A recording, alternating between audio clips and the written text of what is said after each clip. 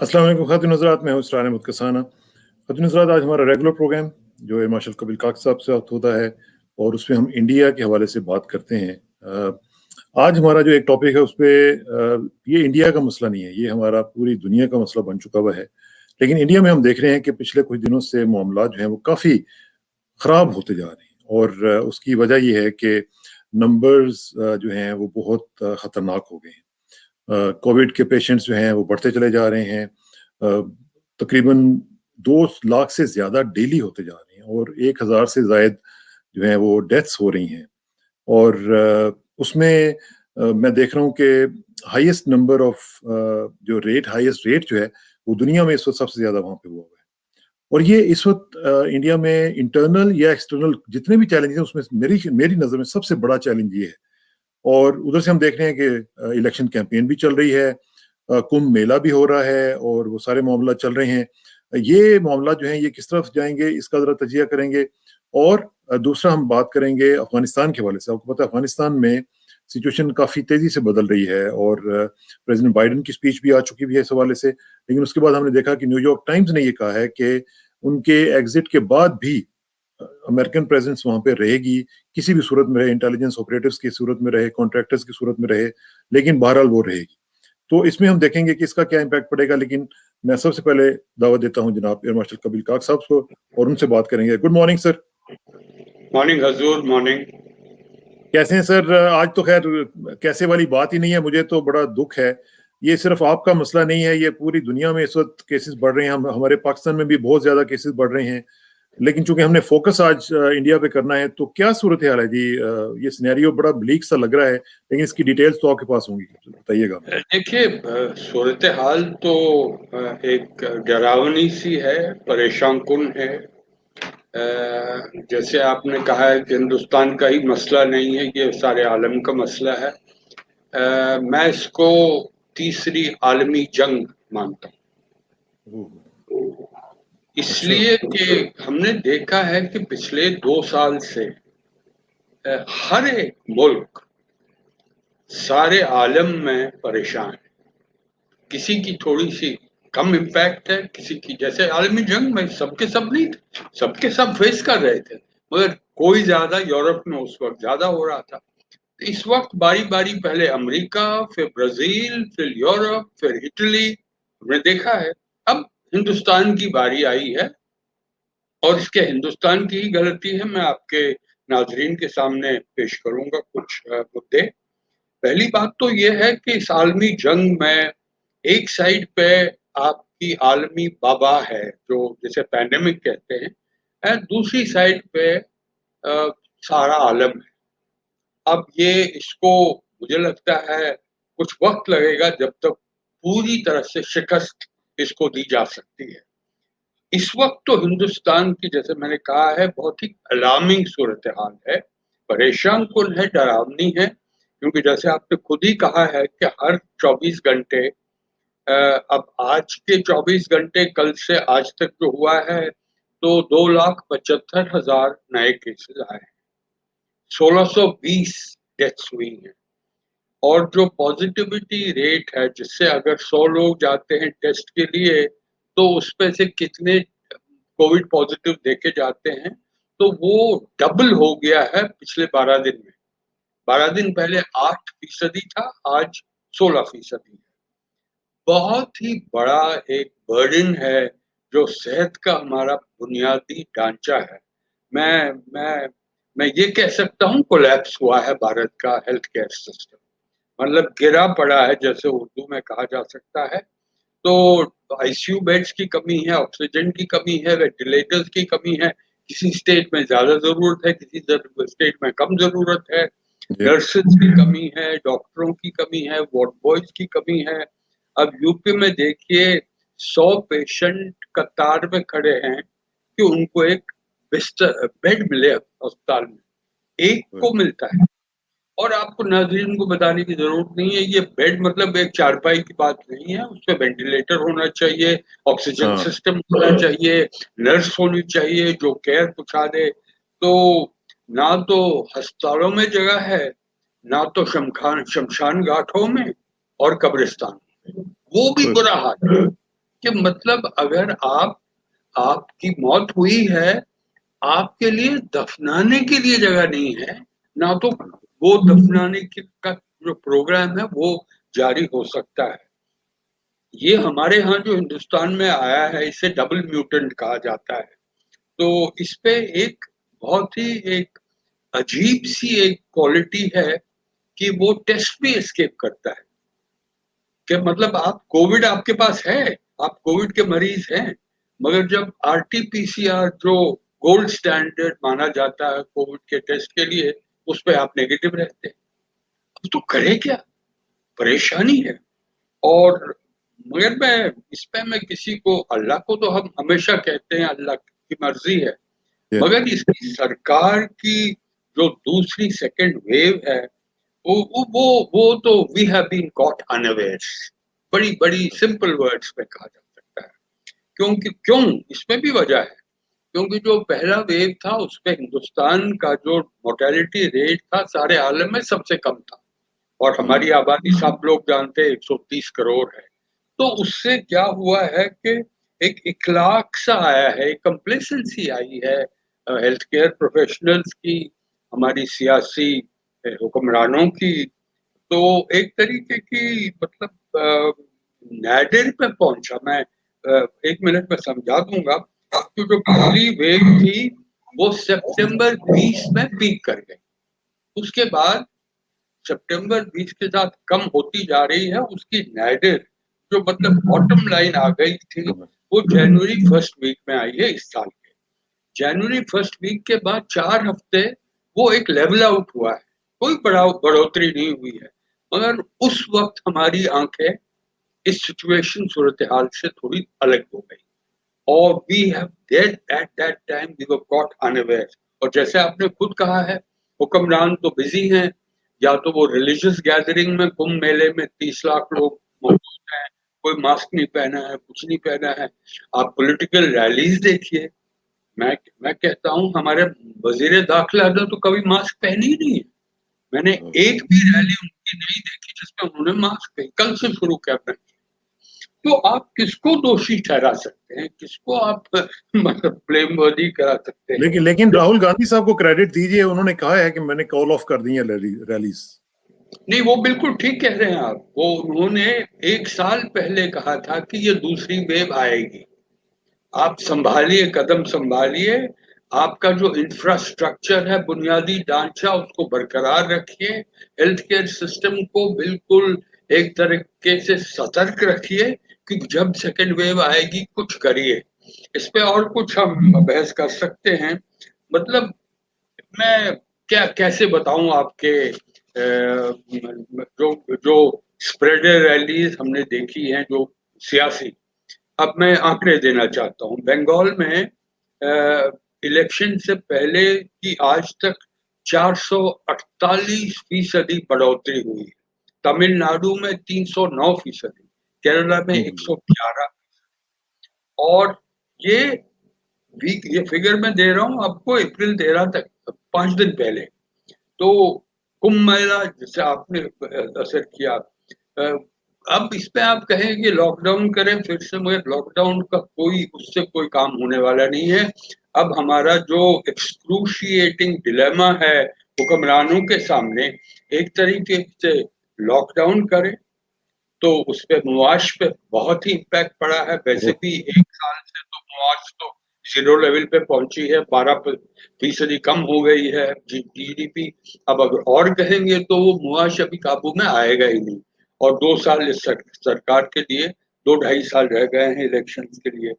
तो मैं समझता हूँ कि अब इस वक्त, और ये सिर्फ हिंदुस्तान के लिए नहीं, ये पाकिस्तान के लिए, कनाडा के लिए, सारे आलम के लिए है। वो सेकेंड वेव हो, डबल म्यूटेंट हो, थर्ड वेव हो, जो कुछ भी हो, अब कह रहे हैं कि थर्ड वेव यूरोप में आ गई है, Yeah. और वहां की आबादी कम है। तो मैं कह रहा हूं कि कोविड प्रोटोकॉल को संभालिए, डबल मास्क पहनिए। अब तो कह रहे हैं कि आप N95 मास्क पहनिए, जो खांसने का एटिकेट है वो संभालिए, फिजिकल डिस्टेंस रखिए, और सबसे बड़ा जो हाथ धोने की एटिकेट है वो रखिए। तो वैक्सीनेशन जो है, वैक्सीनेशन ड्राइव, इस पे भी हमारी जो हिकमत अमली सरकार की रही है बहुत कमजोर रही है। एक तरीके से तो कहा जा रहा है कि आपने 6.5 करोड़ वैक्सीन बाहर भेजे, और या दूसरी तरफ कह रहे हैं कि हमारी शॉर्टेज है। ये इसको कोई शक नहीं है, जैसे मैंने पहले कहा था, वैक्सीन की शॉर्टेज है, वेंटिलेटर्स की शॉर्टेज है, ऑक्सीजन की शॉर्टेज है, आईसीयू बेड्स की शॉर्टेज है, वार्ड बॉयज की शॉर्टेज है, नर्सेज की शॉर्टेज है। तो अब तो हालात ऐसे हैं कि लोग अस्पतालों के बाहर वार्ड्स में मर रहे हैं क्योंकि टाइम नहीं मिलता उसको अंदर कोई बेड मिले। मैं देख रहा तो था कि एक-एक बेड पे 2-2 लोग भी थे। वो मतलब है कि इतना क्राउडेड हो चुका हुआ है कि उनको एक बेड पे 2-2 लोगों को लिटाना पड़ रहा है। करेंगे क्या? ये जैसे मैंने कहा है कि ये एक अलार्मिंग सूरत-ए-हाल है। तो हमारा तो ये सबसे बड़ा खौफ 1 साल पहले जब हमने आपके सामने ही बात की थी, हमने कहा था कि चलो हम निकल आए हैं, इसमें ज़्यादा असर हमारे हिंदुस्तान पे नहीं हुआ है। मगर जब राहुल गांधी ने उस वक़्त भी कहा था और बाकियों ने भी कहा था कि ये सेकंड वेव अगर यूरोप में आई, हिंदुस्तान में भी आ सकती है। और सबसे बड़ी मुश्किल जो है कि ये डबल म्यूटेंट जो हिंदुस्तान को एक तरीके का इसका एक असॉल्ट हुआ है, डबल म्यूटेंट का। क्योंकि जिससे आप ये है कि हाँ, आप टेस्ट एस्केप कर जाते हैं। दूसरा ये है कि इतना इट इज हाई, इसका मोर्टालिटी रेट इतना हाई नहीं है, मगर ये बहुत अचानक फैल सकता है। आज अगर आपके पास 300 केसेस हैं, कल आपके पास 4000। तो मतलब इस फैलने का ये एक तरीका है। और आपने जो तो फैलने मुझे की बात की है माजिद साहब, उसमें सूरत-ए-हाल ये है कि आज एज़ वी स्पीक एक आदमी जो है, जो कोविड पेशेंट है, वो 9 या 10 लोगों को स्प्रेड कर रहा है।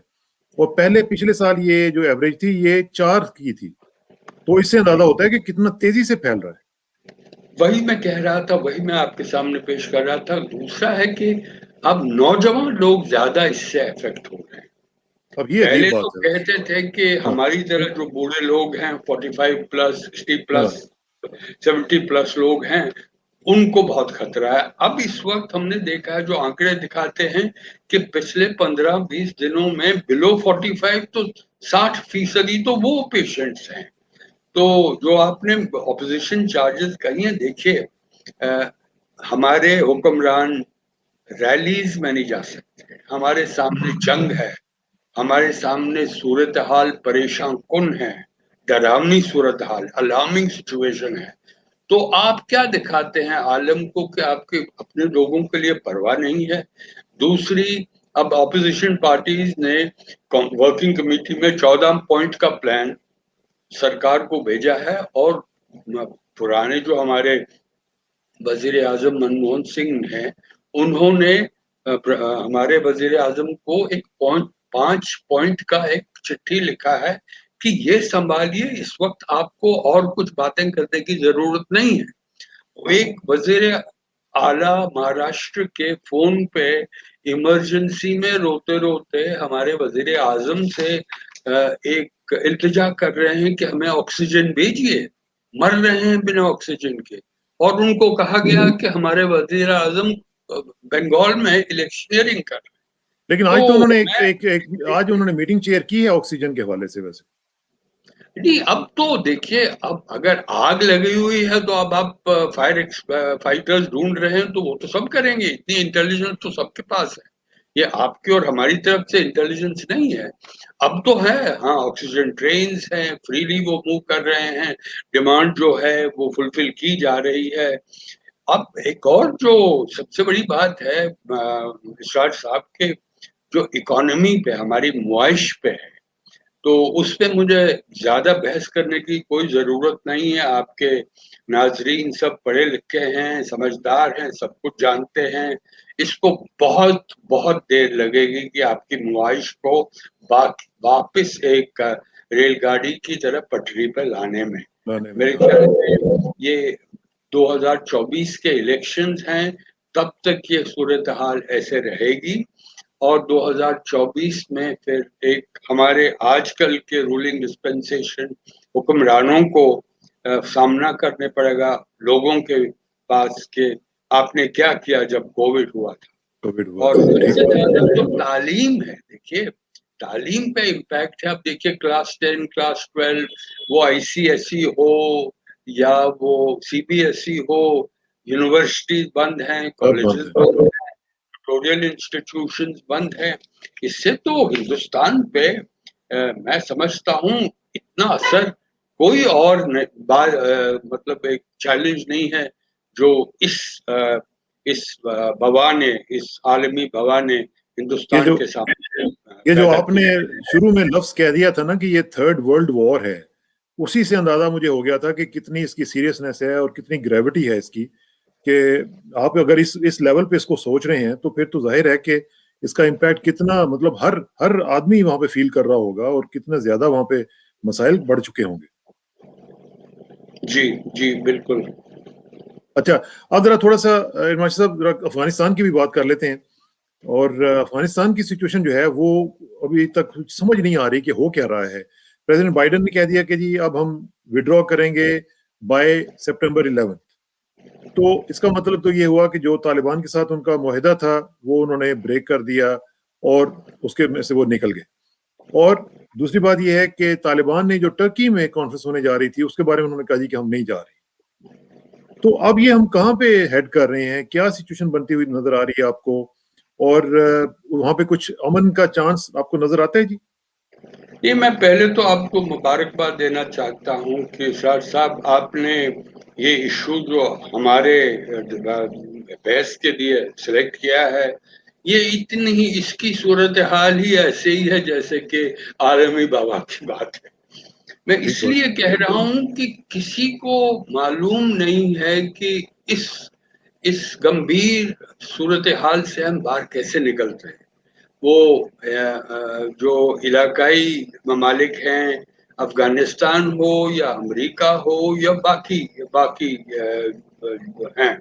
तो इस पे पहले तो बात ये है कि अमेरिका ने फैसला कर दिया है कि हम बाहर जा रहे हैं, वापस जा रहे हैं। और ठीक। सब इसमें सबसे ज्यादा अहमियत अमेरिका की नहीं है, नेटो की भी है। अमेरिका बिल्कुल। के 2,500 फौजी वहां मौजूद हैं और यूरोप नेटो के फोर्सेस जो हैं वो करीबन 9,000 है, 8,500 9,000 है। तो बिल्कुल। वो उनकी उनकी जॉइंट आवाज क्या है? In together, adapt together, exit together. हाँ। तो मतलब यहाँ पर जाएंगे सारे सारे 12,000 वापस जाएंगे। इसकी दूसरी साथ है कि 2001 में जो अफगानिस्तान की जंग शुरू हुई थी दहशतगर्दी के खिलाफ, उस वक्त 1,000 अमेरिकन ट्रूप्स थे।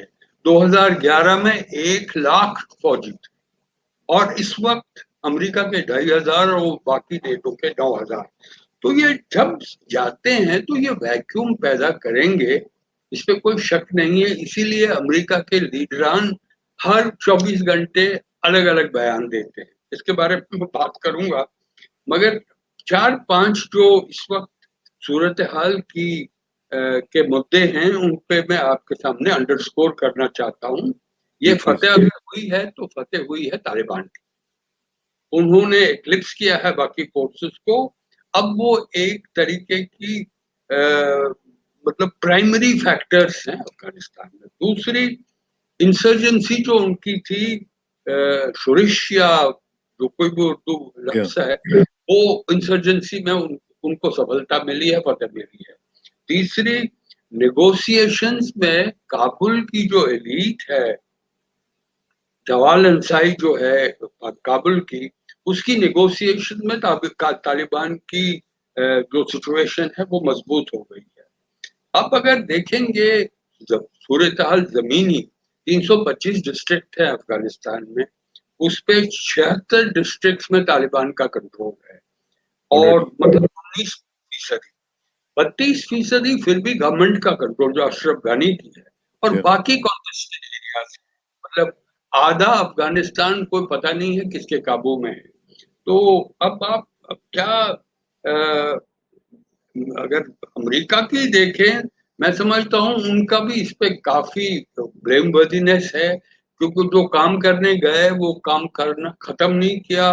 तालिबान को उन्होंने एक तरीके से शिकस्त नहीं उनकी पाई और अमेरिका खुद डर के भाग गया है 20 साल के बाद। इसीलिए 9/11 का उनका बहुत ही स्थिति बहुत ही इम्पोर्टेंस रखता है।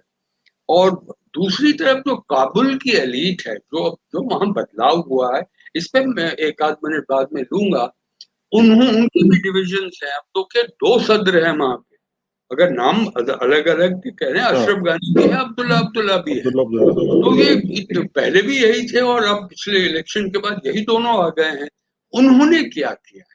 हाँ, उनके सामने काफ़ी चैलेंजेस थे, तो कुछ मतलब उनको भी अब नॉन पश्तून्स जो हैं इस वक़्त अफ़गानिस्तान में, वो भी डरे हुए हैं कि ये तक़सीम की बात जो हो रही है, तो हम इसमें कहाँ जाएँगे? तो जैसे अगर अब अमेरिका की बात आपने उठाई थी, तो ब्लिंकन साहब ने तो ठीक से कहा है कि ये हम हमारे जाने से खतरा होगा।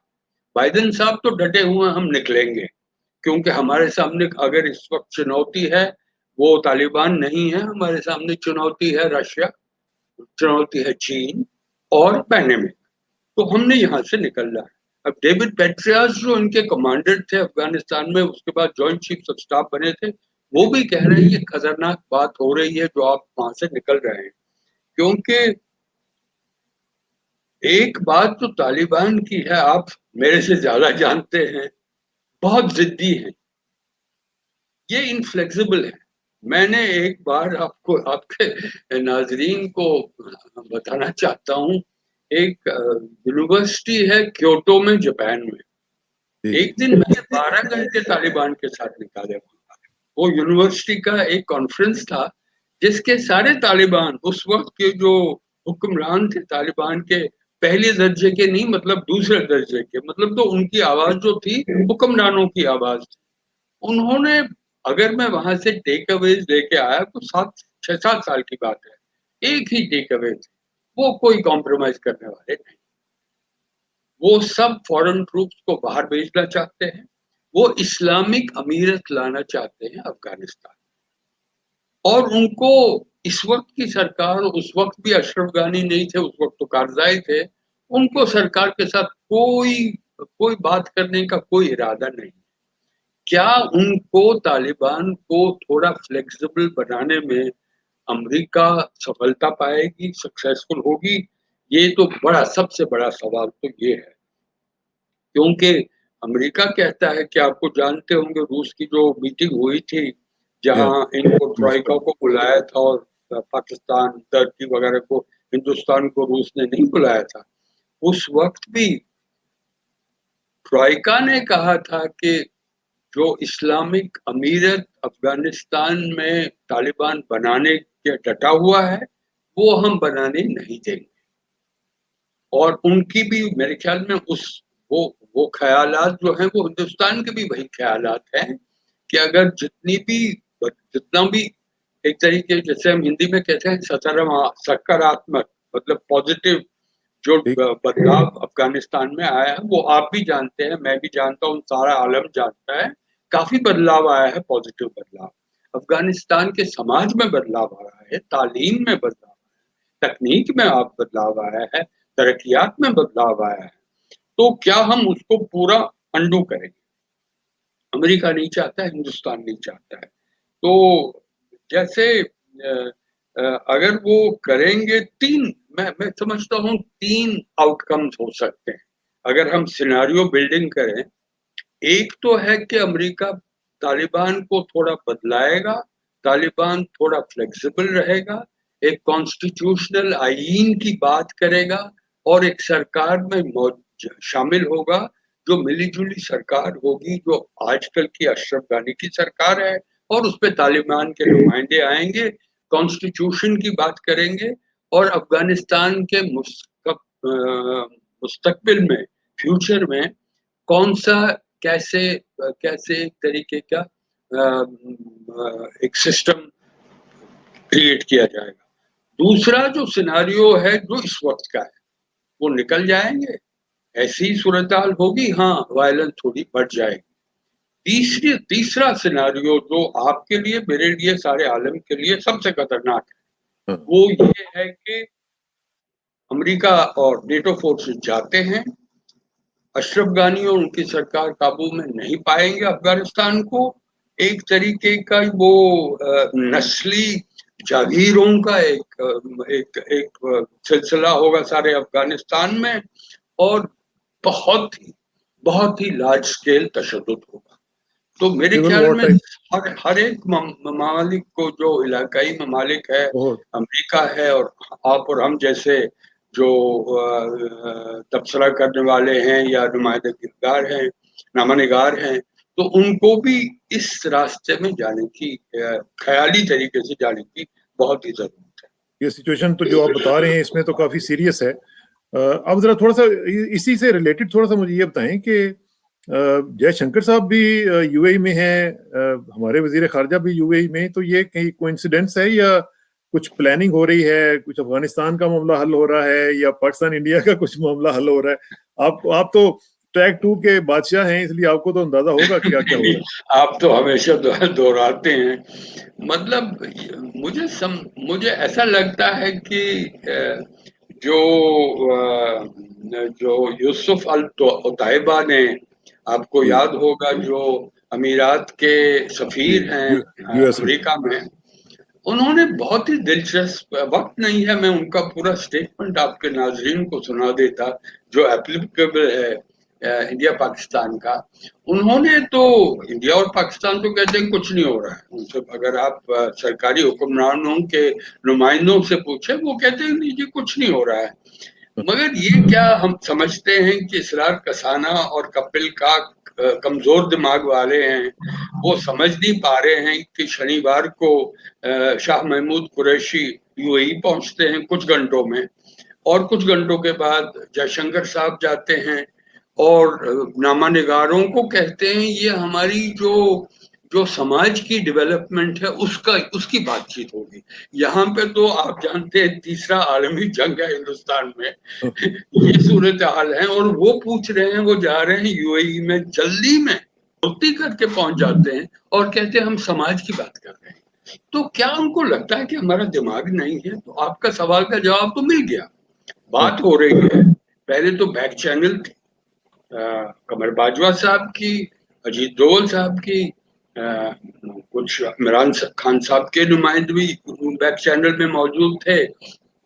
उसके बाद एक अगला कदम जो हुआ है सीज फायर के बाद, और जो इंडस वाटर्स का कॉन्फ्रेंस यहाँ हुआ था, उसके बाद कुछ और कदम उठाए गए हैं। अब आप आए हैं सरकारी बायलैटरल दुतरफा ट्रैक पे, और इसमें कोई रॉकेट साइंस नहीं है कि कुछ दिनों में, कुछ हफ्तों में कुछ अनाउंसमेंट होगी। शायद हम उसके बारे में अगली बात जब आप बहस करेंगे आपके साथ, वो मेरे ख्याल में वही रेस्टोरेशन ऑफ डिप्लोमेटिक रिलेशन, कुछ तिजारत की बात होगी। मुझे ऐसा नहीं लग रहा है कि कोई सेंसेशनल बयान दिया जाएगा कि हिंदुस्तान के पाकिस्तान के रिश्ते, हमने एक कोलकाता में एक जादूगर हुआ था उसको कहते थे पीसी सरकार, तो वो जादू करके बदलाव करते थे। तो उस वक्त हम हंसते थे कि एक तो पीसी सरकार वहां है और यहाँ पे भारत सरकार, तो दोनों जादू करके काम चला लेते हैं। तो क्या पाकिस्तान भी इस पे मौजूद हो जाएंगे और इसको आगे बढ़ाएंगे? इसकी बहुत जरूरत है, बहुत जरूरत है। मेरे ख्याल में ऐसा मौका हिंदुस्तान और पाकिस्तान के रिश्तों में, मैंने आपको पिछली बार भी कहा था, मैं दोहराऊंगा, जरूरत है दोहराने की। ये जो खिड़की खुली है इसका सिर्फ 1-1.5 साल का टाइम, उसके बाद इस खिड़की बंद हो जाए। बाजवा साहब रिटायर होंगे, इमरान खान पता नहीं आएंगे वापस कि ना आएंगे, मोदी पता नहीं आएंगे कि ना आएंगे। तो जो पूरी जियो पॉलिटिकल सिचुएशन इस इलाके है वो 1.5-2 साल में बदलने वाली है। तो अगर आपने कुछ कदम उठाना चाहते हैं इस वक्त तो वो उठा लीजिए, वो इस गाड़ी को थोड़ा आगे बढ़ाइएगा। वही मुझे लगता है वही एक सबसे बड़ा जनाब, ये तो आपकी उम्मीद है, हमारी भी दुआ है कि अल्लाह ताला करे कि ये मामला अच्छे तरीके से हल हो। आपका बहुत बहुत शुक्रिया इरमाश साहब, और इंशाल्लाह आपसे रब्ता रहेगा, अगले हफ्ते फिर इंशाल्लाह मुलाकात होगी। बहुत बहुत शुक्रिया, हैव अ वंडरफुल डे जी। Thank you very much. बहुत बहुत शुक्रिया Israr sahab, God bless you, have a nice day, माशाल्लाह।